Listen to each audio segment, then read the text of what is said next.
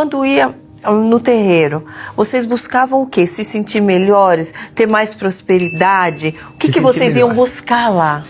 Porque na verdade o que acontece? Porque tudo é uma busca. Isso. Uma busca daquele vazio. Preencher aquele vazio de algum jeito, né? Na verdade, como nós éramos miseráveis em tudo, e as pessoas têm o costume de dizer que tudo é o diabo. Mas na verdade tudo são atitudes. O diabo existe sim. Então, é espírito mal que faz beber. É espírito mal que... Então vamos desenvolver esse espírito, tirar para fora, exorcizar isso, né? Aí quando meu pai falece, a minha mãe ela começa a se desenvolver na Umbanda, e da Umbanda ela vai pro Candomblé. Aí ela tem um outro nível. Com a ideia de ficar mais forte espiritualmente. Aí com meu pai eu não tive um conhecimento do que era a Umbanda. Com a minha mãe eu já convivi com ela ali. Nós servimos, minha mãe, ela era cavalo, eu era o combono do guia dela. Então eu já convivi, já tive uma convivência dentro do terreiro, quando ela foi fazer a cabeça, entregar para Ori. Então eu convivi. E é aquela busca incansável de paz. Então eu via minha mãe fazer sacrifícios humanos que hoje eu falo assim, como cristão, nós não faríamos. Né? Eu vi minha mãe possuída de demônios, arrastando no chão, lambendo catarro, comendo galinha passando viva, assim, de pegar com a mão, rasgar e beber o sangue no dente. Então eu vi coisas assim horripilantes. E hoje você vê dessa forma horripilante, vamos dizer assim, mas na época você enxergava assim, você achava estranho ou aquilo para quem está lá é normal? Né? É normal, para quem está lá é parte do ritual. Você fica tão envolvido com aquilo que se torna normal. Normal, natural, é a sua religião. Sim. Né? Na busca incansável de paz, na busca incansável de esperança. Não há um questionamento tipo, por que precisa fazer isso? Por que precisa, sei lá, dar uma bebida para o santo ou queimar isso, queimar aquilo? Achava que é assim que funciona o mundo espiritual. É isso. Se nós formos falar de assim que funciona, desculpa chamar de cá. Pode chamar. Se nós formos falar de questionamentos espirituais, nós vamos encontrar até no nosso meio evangélico. Sim. Né? Que as pessoas também questionam, ou por que rodar, ou por que falar em línguas, ou por que dizimar, ou por que ofertar. Então, a nossa vida, a vida do ser humano, elas são cheias de questionamentos. Sim. Só quando nós encontramos realmente com Deus, nos despimos, tiramos nós mesmos, falamos, eu vou servir a Ele. Sim. Aí os questionamentos param. Sim. Mas todas as religiões trazem questionamentos. Não tem como, eu vejo às vezes pessoas cristãs se perdendo por tão pouco, dizendo que saiu porque fulano fez isso, parou, porque... Questionamentos. Sim. Não precisa. Sim. Quando você resolve servir a Cristo, a servir a Deus, todos os questionamentos e dúvidas caem por terra. E você vê que o centro é Deus. É só isso. Talvez alguém vá perguntar para você, por que a Sandra? Por que a pastora Sandra? Tem alguém que se ache mais capacitado do que eu para estar aqui, né? Fazendo questionamentos. Mas quando Deus escolhe alguém, Ele derruba todo o protocolo. Sim. Só para trazer alguém. Sim. Não tem. Então, eu não julgo as pessoas que estão no Espiritismo. Sim. Não julgo aquelas como eu que sou cristã e sirvo a Deus de toda a minha alma, porque eu sei que aonde tem ser humano, sempre vai haver questionamentos. Então tudo que eu vi ali... Existia Deus e Jesus também? Oxalá. Porque eu não conheço. Oxalá. Oxalá é assim como outro nome, mas é considerado, né, que é o Pai Oxalá, que respeitavam como tal e faziam oferendas como tal. E existe alguma Bíblia que se segue? A Bíblia. Ou não? A própria Bíblia? A própria Bíblia. E aonde, por exemplo, que fala que não é para buscar os espíritos, os mortos, essa parte é vista de que forma? Passa, né? Passa batido, não lê aquela... Na verdade, não lê. Hoje nós, a palavra de Deus diz, conhecereis a verdade e a verdade te libertará. E sair dessas vendas dos olhos não é fácil, porque você vê a Bíblia, uma Bíblia que não é aberta e ela só funciona se abrir, né? Sim, sim. Então uma Bíblia que não é aberta, ali o alvo, centro principal, não é uma adoração a Deus, é uma adoração. Você se torna refém de um ser humano que se julga ter um nível espiritual maior do que o seu. Sim. Você se torna refém daquilo. Então, na verdade, os orixás, eles escolhem pessoas que vão receber, essas entidades que vão receber, e as pessoas, ou nós, eu vou usar nós porque é o que estava ali. Sim, nós, na época, se tornavam refém da... vou beber água, vou perguntar para o orixá. Vou usar roupa verde, vou perguntar para o orixá. Você se torna refém daquilo. Sim. Então, às vezes, as pessoas até criticam quem busca a imagem. No terreno não é muito diferente disso, só que é humano. Né? Aquela é a Joana tem um potencial maior no nível espiritual, então eu vou me consultar com ela, eu vou tomar passe com ela, eu vou fazer os rituais com ela. E aquelas oferendas da encruzilhada, roupas, né, os orixás, os guias, tem roupas certas para usar. Só que a minha mãe, quando ela E essas ordens, assim, elas são recebidas no plano espiritual? No plano espiritual dos orixás. Porque se usa a Bíblia e na Bíblia não tem esses direcionamentos, é como se eles, nos antepassados, recebessem espiritualmente. Isso. Olha, esse aqui vai usar assim, vai girar assim.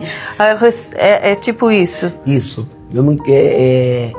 Se você for olhar... É como a gente enxerga...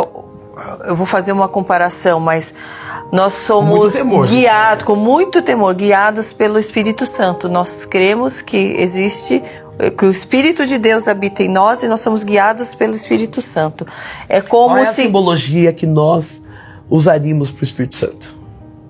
Nós não usaríamos uma pomba? Sim. Né? Então lá vamos por esse caminho, respeitando todas as religiões e com muito temor a Deus. Claro.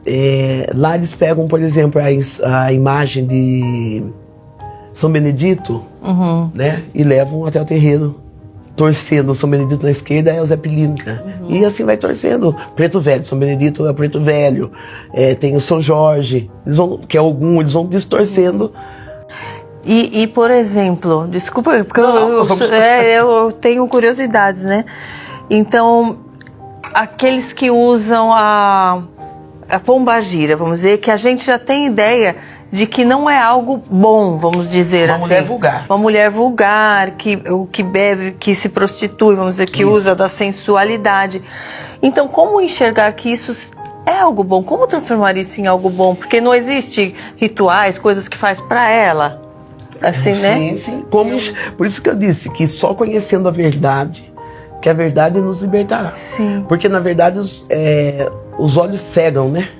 Porque eu fico olhando e pensando assim, não vou dar nomes, porque a honra é para Deus, nós vemos aqui para glorificar Deus, né? Mas nós vemos, quando fala assim, pombagira, nós já estamos falando em destruição de casamentos, estamos falando em prostituição, traição, né? Estamos falando em sedução, em venda de corpo. Estamos falando disso. E quando alguém vai ao terreiro buscar consultar uma pombagira, vai atrás do quê? Disso.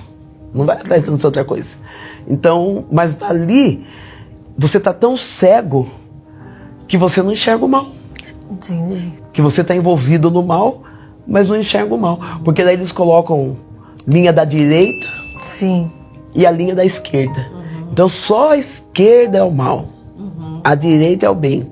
Mas esses espíritos da esquerda que estão no escuro, é necessário que venham nos ensinar a fazer o bem, né? Para alcançar a luz. Vamos colocar aí o que eles estão no meio termo, aí vagando para nos ensinar a alcançar a luz. Entendi. Né? Então, no terreiro as pessoas não enxergam como um mal destruir a vida de alguém.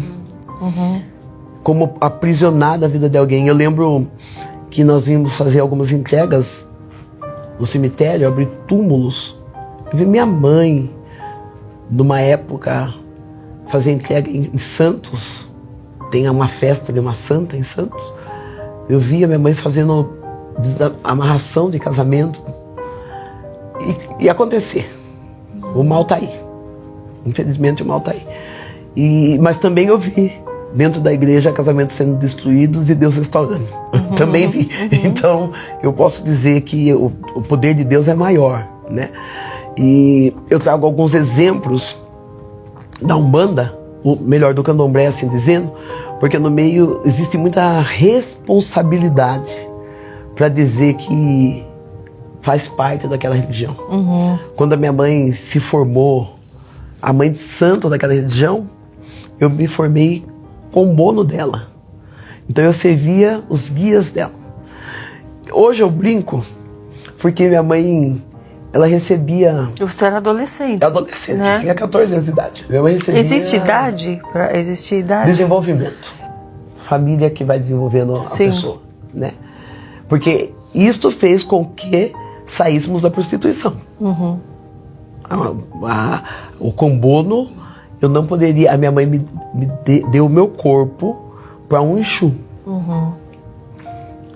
Se eu pular alguma coisa, você volta. Tá. Minha mãe deu o meu corpo para um Exu, então esse corpo que eu tenho hoje, que é de Deus, inteiramente do Senhor... Antes era entregue ao Exu. Então eu não podia ter relacionamentos com homens. Foi isso que me tirou da prostituição. Eu bebia, fumava, me expunha como na escola de samba, me tornei rainha de escola de samba da minha cidade, de outras cidades. Eu sou da época que existia muito aqueles bailes Negra Linda, eu fui Negra Linda de vários bailes, mas eu já não podia me prostituir, porque o meu corpo tinha dono.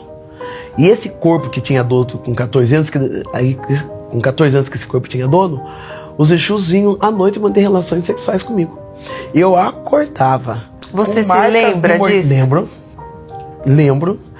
E vou ter que pular um pulo bem grande e voltar aqui. Sim.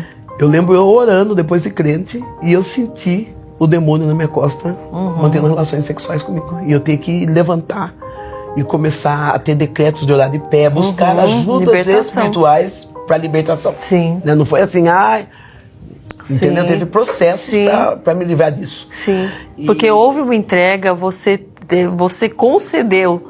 Você, sua mãe, então... Foi um portal que foi aberto. Isso. Né? Então eu lembro eu acordando com marcas de mordida no corpo, com unhas nas costas, no meio da minha perna. Era algo que só você via ou outras pessoas também enxergavam? Não, corpo, todo mundo via. Todo mundo via. Não via, visível, né? Se eu tivesse aqui, você ia ver que eu tava com mordida, com arranhão, você percebia.